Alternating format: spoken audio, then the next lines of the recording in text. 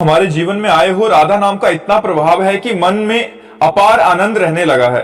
महाराज जी, भक्ति मार्ग पर चलते पवित्रता का अर्थ समझना चाहता हूं कि पवित्रता का अर्थ ब्रह्मचर्य का पालन करना है क्या?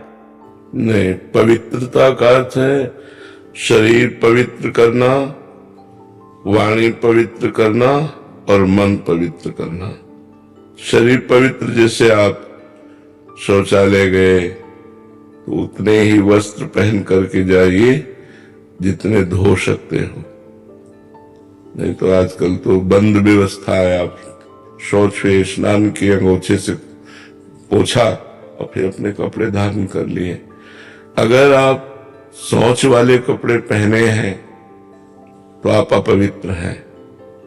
पवित्रता का जितना निर्वाह करोगे उतना बढ़िया चिंतन चलता है। लघु शंका गए, आप खड़े खड़े लघु शंका कर रहे हैं, आपके पैरों में छिट्टी पड़ रही, फिर आपने मूत्रेंद्रिय को प्रक्षालन नहीं किया, धोया नहीं, फिर हाथ नहीं धोए, आचमन नहीं किया, आप अपवित्र हैं। कुछ भोजन पाया, आचमन नहीं किया, अच्छे से कुल्ला नहीं किया, आपका मुख अपवित्र है। आपका मन गंदे विचार कर रहा है तो अपवित्र है। पवित्रता का निर्वाह जितना करोगे उतना ही अनुभव होता चला जाएगा। अब जैसे हमें भोजन पवा दिया जाए तो हम पता चल जाएगा कि बनाने वाला क्या सोच रहा था, कैसे बना रहा था। परम वस्त्र पवित्र, सब पूरी पवित्रता का निर्वाह तो तुरंत पता चल जाएगा।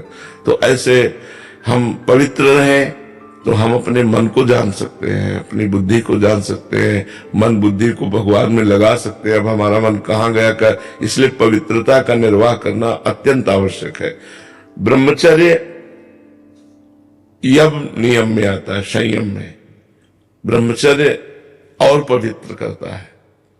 ये तो बाह्य पवित्रता है, ब्रह्मचर्य आंतरिक पवित्रता करता है। यदि हम गृहस्थ में भी हैं तो जितना खींच पाए, महीने, 2 महीने, 4 महीने ब्रह्मचर्य रहे, जितना अधिक से अधिक।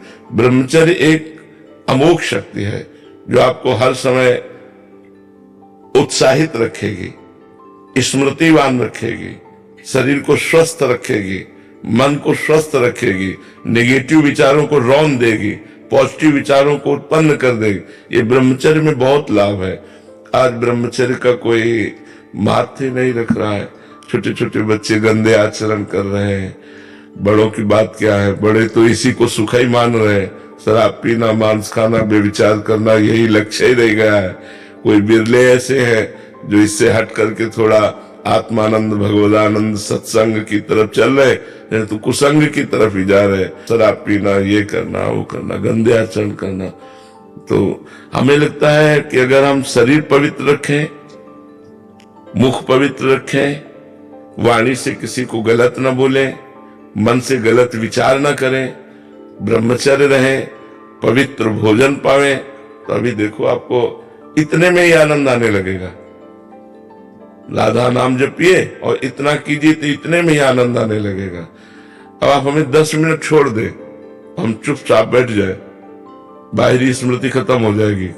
बैठे हैं नहीं, अब अपवित्र रहो, अपवित्र खान विचार, तो भगवान में थोड़ी, भगवान परम पवित्र है। जितना आप पवित्र रहोगे उतने आप भगवत चिंतन और अच्छे विचार आएंगे, आप तेजस्वी रहेंगे।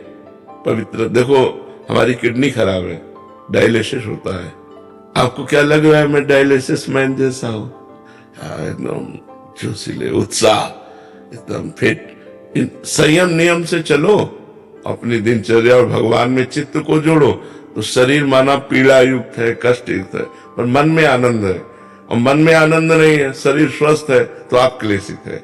इसलिए सबको चाहिए पवित्रता का निर्वाह करना, उचित पवित्रता का निर्वाह करना। वो झगड़ा करो कि मैं क्यों छू लिया, ये सब पवित्रता का मतलब दूसरे को हे देखना नहीं है, दूसरे को हे नहीं देखना है, अपने को पवित्र रखना है, अपने विचारों को पवित्र रखना है।